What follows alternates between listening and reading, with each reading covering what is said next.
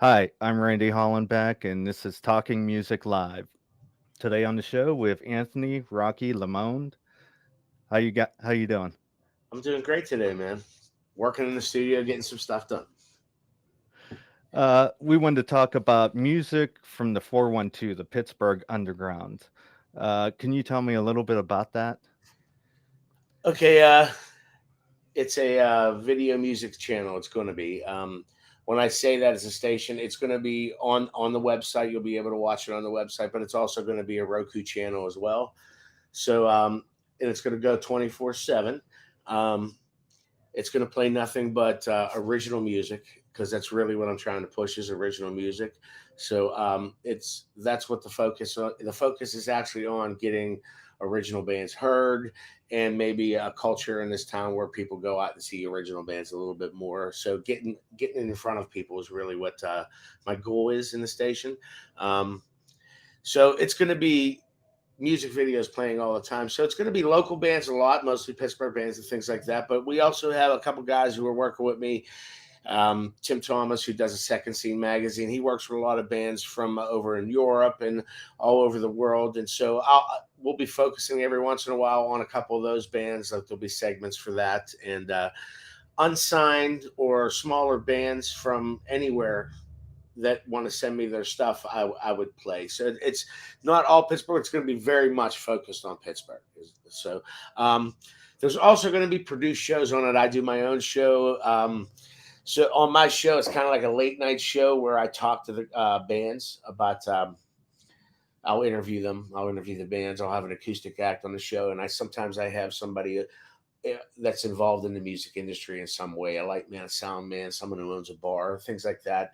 And I'll interview them as well. So that's going to be my show. There's going to be a show on it called Rock Collector. And that's Judy and Eric who do the Electric Crush, which is a show on Wednesdays on the radio. So they're doing that it's called Rock Collector, not the Rock Collector because Judy will kill me, but it's called Rock Collector, and Judy and Eric from the Electric Crush, and they go around and they talk to people who they sit with them and have an interview while they're hanging in their collection. So they could collect hubcaps, they could collect Pez dispensers, they could collect whatever it is they collect. So they could sit and talk about their collection and what they enjoy, and also talk about music with them or whatever. Uh, I have John Vento from Steamworks Creative. He's doing a show on it. It's called Steamworks Sessions, and that's basically highlighting acoustic acts, and it's actually they're playing out at his place, Steamworks Creative. So he's doing a show as well. So not only is it going to be music videos, it's going to be produced shows, and hopefully, as it goes on, maybe I'll get some people who are really into doing some cool shows around town who might want to contribute. I'd love that. So anybody who has an idea for a show and it's based in music or the arts in Pittsburgh as well, I'd love to do that. As well. So hopefully the station will expand as it goes on. But to start the station out, it's going to be mainly videos, and there's going to be about 4 or 5 produced shows. When I say 4 or 5, meaning 4 or 5 different shows, each of them doing 13 episodes for the first year. So, and it's all being released on New Year's Eve at 9 p.m. is when the station's going to launch. And we're going to throw a party, to kick it off and get it going right, I guess. So, I mean, that's basically it, for the station and what I'm trying to do with it and the reasons why I'm doing it. Anybody who's listening to your show and a band has a good music video, please send it to me. You can go to the website, www.musicfromthe412.com, and you can, there's a thing on there. It says release forms. Basically, it's just telling you that you own your song and you own your video, and you're giving me the right to play it on the station. And then there's a box for you to upload it for me. And I've been collecting videos from original bands and musicians for months now. I have a nice catalog, and I'd like to just keep growing it. So anybody who has a video, as long as it's in 1080 and it's done professionally, not like iPhone videos or anything like that. I'm trying to keep it. And a lot of people ask about like lyric videos, and I think I'm probably for the beginning of the station going to play lyric videos during the evenings. something that maybe it could just be on and you could just be listening to it almost like a radio station in the background. You know what I mean? That way, Hmm. because I'm not really lyric videos are cool or whatever, but it's more of a produced video is really what I'm looking for. Yeah, your show is going to be called Rocky's Rock and Roll Symphony, and it's going to be like an hour-long show and feature local bands, and they could play live or acoustic. On each of my shows, I've already recorded all my shows. I'm just editing them down right now. I've had a live band on each one, an acoustic act on each one, and I have also a guest. You know what I mean? Like I said, either in the music industry, I had Ronnie Moondog who owns Moondogs. I have Eric Jackson Laurie who's a VJ, a DJ at a radio station up at CMU. So it's just various things like that. A couple of the things I do have instead of a band, I had two acoustic acts one evening. So we did just an acoustic night or whatever. But it's basically like that. It's a late night kind of thing where the bands play. Each band did 4 songs. Each acoustic act did 4 songs. So you get 4. It'll be a lot of music. You know what I mean? It's not going to be a lot of talk. I mean, there'll be some interviews or whatever, but it's more about the music. But there's some nice interviews as well. And Norm Nardini's on the show this year. I got a bunch of really cool bands. Middle Fingers on the show. We got Pierce Dipner, a big blues kid. In my mind, the best thing in blues in Pittsburgh right now, hands down, is Pierce Dipner. He's on the show as well. We had Billy Price was on the show. So it was pretty nice. We had Greg from the Clarks was on the show. So it's a nice lineup and a nice collection of varying styles of music on my show. Anyhow, I have some punk rock, I have rock and roll, I have rhythm and blues, things like that. So that's what I went for my show. Anyhow, so I noticed on the website there was like a original music showcase called The Furnace that you guys did from the Craft House, and you yeah, live streamed it too. we live streamed it at the time, and the whole time we were doing it, I knew that I was recording them for actually. I haven't decided yet. It's either going to be Friday night or Saturday nights. I'm going to have a concert. You know what I mean? So each one of those nights we had 2 artists, and they each did 45 minutes. So every week there's going to be a different concert. It's going to be one of those shows. You know what I mean? So those shows that were live at the Craft House, now it's going to be a late night concert series on music from the 412 on either Friday or Saturday night. I haven't decided. I'm still up in the air on scheduling right now of what's going to get played where or whatever. So Uh, we have VJs as well on the station, okay. which is pretty cool. And it's cool. Bobby C's fantastic at it, man. We got some. Emily Rad is really good.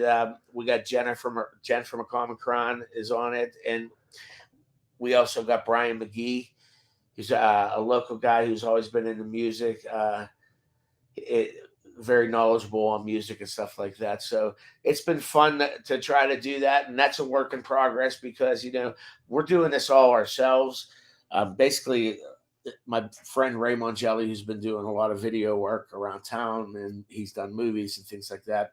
He's helping me out, and I mean, it's just us two doing everything. So I'm doing the interviews, setting everything up, recording the Pro Tools. He's doing all the video, and that's it. So the whole show is us running around while, I mean, you don't see that obviously, but it's just us two doing the whole show. So we're doing the video and we're doing the mixing, we're doing the audio, everything that's going on is being done by 2 people for that whole show. It was a lot of work, and there's still a lot of work to do. I mean, I'm editing right now and I'm losing it because there's so much editing. It's just crazy what you have to go through doing video editing. Did you guys partner up with Southside VFW for like some shows? Um, I started putting shows on at the Southside VFW. There still are shows going on there, and I book for them. I help them out. Um, they were looking to have bands there, and I kind of dug it. And to be honest, that started out where the idea was they could stay open till 3, and you could play music till 3, and I really dug that. needless to say, I didn't really think about it. I'm 50 years old, and it's not that easy to stay until 3 o'clock on the weekends all the time, and even when every once in a while. But it didn't really go over. It never really caught on. It seems like nowadays people want to go out to earlier shows, so we switched the shows to earlier, and there's still shows going on there. But I mean, that was just to get off the ground, and it's nice to help out. The vets wanted to have bands, help support them, and I thought it'd be a good thing to try to get music in another bar in Southside, because at the time Excuses was closing, and now they're closed, and we're just losing the places for original music and things like that. So I was hoping to start another whole little scene where people could, and music could start to thrive at, and it's still a work in progress, I could say, But it'd be nice if anybody wants to play down there, you can get in touch with me for that as well. Okay. Let's see. And do you want to talk about a little bit about your band, the Borstal Boys? Yeah, if you want, we're playing. We still been playing, and we just put out an album earlier this year. Um, it was called Crumbs, and I believe there was 12 tunes on that album. And that's we did. We do all of our work out of the Vault Recording Studio on Neville Island, which I'm a producer at as well. And Bob McCutcheon takes care of us. We wouldn't be recording if it wasn't for him. So shout out to him for that. And then we have another whole album that's ready. It's actually being mixed. We already released 2 songs off of it. We're going to release another one coming up in November, um, called Rock and Roll Freeway is the tune that's going to be released. So that's going to be coming out in November, and we're looking probably January for the whole album to come out. Um, and the album's probably going to be called Rock and Roll Freeway as well. So we got that going on for us. We're playing Peppers in that in November. I'm not really sure of the dates. Mid-November, I think, maybe around the 16th or something like that. You could definitely go onto our website and check it out to find out when the date is. But yeah, we're doing good, man. Writing tunes. That's really what I like to do. I've been really busy. I'd have to say we just started writing again because I've been really busy with getting everything together for this station. Because it's been a lot of work, but I'm really happy that it's going to come real soon here on New Year's, and hopefully people will dig it. I mean, and that's the plan. Is people dig it, and if you're into original music and stuff like that, and you're into support music, it's going to be there. It's not genre specific in terms of you only like a certain band or something like that, and you just want to watch them or something. The whole reason for doing it, and so a lot of people wanted, and a lot of things on the internet is done in, oh, I want to pick this band right here and I want to listen to them right now, or I want to watch this right now. The goal of this was to have a station where people just tuned in and they got to hear something that they might not have known or ever heard of before, another local band. Maybe they'll go out and see them and stuff like that. To where, and also it's not like just punk rock. It's not just rock and roll or what, it's going to be pop. There's going to be a little rap in there. There's going to be blues in there. I'm going to have jazz in there from Pittsburgh. It's going to just be anybody who's creating is going to be highlighted and focused on the station. I think we really don't have that much in this town where there's a lot of people who are trying to help out doing things like that, but it seems to always be very genre specific in terms of the music, where it's just in their lane and they're not interested in what's going on in any other lane. And I think if there's a lot of good stuff happening around here and a lot of good music in different genres, and if you're exposed to it a little bit more, that you might accept going out and seeing something like that, or you know what I mean, buying it, enjoying the music. Yeah, if somebody wants to go out some night and they've seen your show and they've seen the artist, they'll be like, "Oh, I know who they are. They sounded good. I'm gonna go check them out." Yeah, for sure. We got to get bands to start making more videos as well. Everybody's always like, "Oh, I don't have any videos." I'm like, "Well, you have like 3 albums. You didn't make one video yet." You know. Yeah, get out there, you know? And there's a whole industry of people who are making videos in this town as well that do it very well. You know what I mean? So and like I said, maybe I'd like to get an art. I don't have one going on the station now or when the station first starts, but something that focuses on the art community and things around town. You know, um, we're all interweaving. You know what I mean? We all help each other out, or we're all working with each other in a certain way. There's recording studios. There's 100 good recording studios in Pittsburgh as well that are all putting out music and stuff like that, and we're not hearing it anywhere. You know, honestly, I mean, uh, Bob in Utah for the Grassroots show is really the only major radio station that's playing original music on on a regular basis. When I say that, meaning they're not just putting a couple tunes in the rotation, where you're playing, they're playing a lot of people. You know what I mean? So it's just not happening, and I don't know if it really happens in any town. You know, I'm not going to say that we're worse off than any other town because I think it's probably pretty much the same everywhere. And it would just be nice to have a place where you can go and see all the other stuff that's actually happening and people who are creating music and things like that. Yeah, you offer everybody a fair chance to get out there and be, you know, known, you know? Yeah. Well, that all has to do if your listeners actually tune in and watch the station would be appreciated, and you know, because it people need to see it, even if I make something like that, people actually need to see it, and actually watch it. But that's a whole other discussion. So, when is your show starting? New Year's Eve. The Rocky Rock and Roll Symphony. Well, the station starts New Year's Eve at 9. Okay. So when the station starts, it's going to be the first couple hours are going to be just videos and DJs and stuff like that, and probably there's probably going to be excerpts from each of the shows because the station's just starting. So I'm probably going to want to, give a little previews of what you're going to see on the shows. And I would imagine starting on New Year's Day, then each of those shows are going to air. That first week's of shows are going to air. So everybody's doing 13 shows. For the first week, you only get one show. And it'll Okay. probably play every single day. It'll probably play every day at a different time. And then the next week, episode 2 will start. And it'll be that same show every day thing. And then once we get past the first 13 weeks, I'll probably put them in reruns and then start doing new shows, So Okay.